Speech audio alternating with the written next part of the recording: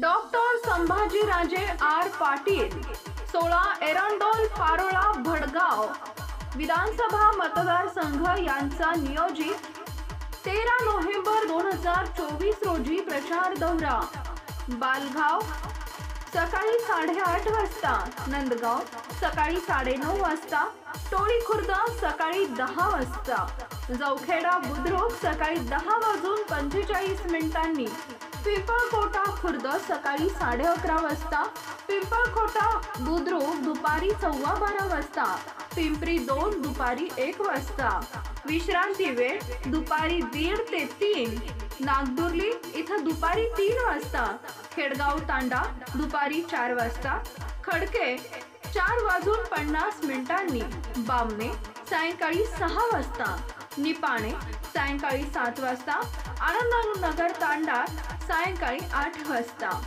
Doctor Sambhajiraje R Patil यांच्या gas cylinder या चिन्हासमोरील button दाबून प्रचंड बहुमतांनी विजयी करा।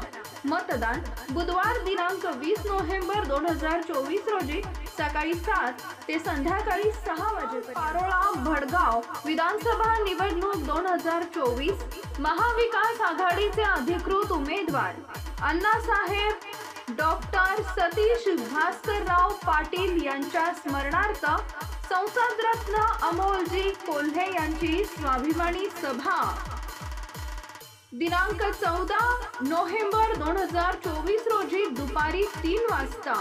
स्थळ भारतरत्न डॉक्टर बाबासाहेब आंबेडकर पुतळा चौक एरंडोल। हजारोंच्या संख्येनं उपस्थित राहावे ही विनंती।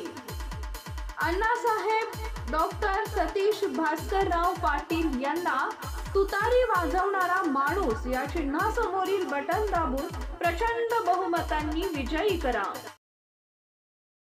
जामनेर मध्ये थांबण्याची गिरीश महाजन यांच्यावर वार आली वेळ। फॉर्म भरून झाल्यावरती गिरीश महाजन यांनी जनतेला सांगितले होते, मी महाराष्ट्र राज्याचे राजकारण पाहणार आहे, तालुका कार्यकर्ते सांभाळतील असा आत्मविश्वास महाजन यांना होता। मात्र तालुक्यातच थांबण्याची वेळ खोडपे सर यांनी त्यांच्यावर आणली आहे। पारस ललवानी पुढे म्हणतात, गिरीश महाजन हे भूलथापा देऊन मत मागतात, प्रत्येक 5 पंचवार्षिक आली की सांगतात जामनेर तालुक्यातील शेती हिरवीगार करणार, तापीचं पाणी आणणार, पूर्ण तालुका सुपीक होणार असं म्हणून प्रत्येक 5 वर्ष निवडणूक लढवली जात आहे। मात्र तापीचे पाणी अजूनही काय आजची पत्रकार परिषद बोलवण्याच्या मागचं कारण असं आहे की तालुक्यात माझ्या 2 ठिकाणी सभा झाल्या, शेंदुर्णी आणि पौरमध्ये। त्याच्यानंतर कार्यकर्त्यांचा अत्यंत उत्साह वाढला आणि त्यांनी सांगितलं की भाऊ तुमची सभा जामनेरमध्ये ठेवा। जामनेरमध्ये माझी सभा ठेवली होती, परंतु पवार साहेबांचं हेलिकॉप्टर जायला वेळ होत होता, म्हणून मला जामनेरच्या सभेत पवार साहेबांच्या अगोदर बोलता आलं नाही, त्यांना बोलायचं होतं, म्हणून नाही मी सभेतच पूर्ण खुलासा करणार होता सर्व गोष्टींचा, पण तिथे मी करू शकलो नाही। आणि म्हणून मी आज असा विचार केला की मी पत्रकार परिषदेच्या माध्यमातून बहुतेक तालुक्यातील सर्व मतदारापर्यंत किंवा जिल्ह्यातील मतदारापर्यंत माझी बातमी पोहोचवण्याचा प्रयत्न करतो, आणि झाला शक्य तर तो होईल, कारण की सभा घ्यायला आता वेळ नाही इतका। तर सर्वप्रथम मित्रो, मी आपलं सर्व पत्रकार मित्रांचं या सभेमध्ये हार्दिक स्वागत करतो। सर्व इथे माझ्या या पत्रकार परिषदेला उपस्थित राहिले त्याच्याबद्दल सर्वांचे आभार मानतो। मित्रो, तालुक्यात होऊ घातलेल्या 2024च्या या विधानसभा निवडणुकीमध्ये इथे 2 प्रकारचे 2 उमेदवार आहेत, एक गिरीश भाऊ महाजन आणि दुसरे दिलीप खोडपे सर। भाऊ आपल्या शब्दावर कधीच टिकत नाही। गिरीश भाऊ त्यांनी म्हटलं होतं निवडणुकीच्या अगोदर की मी तालुक्यात फॉर्म भरल्यानंतर फक्त मी मतदानाच्या दिवशी तालुक्यात येईल, तोपर्यंत मी तालुक्यात येणार नाही।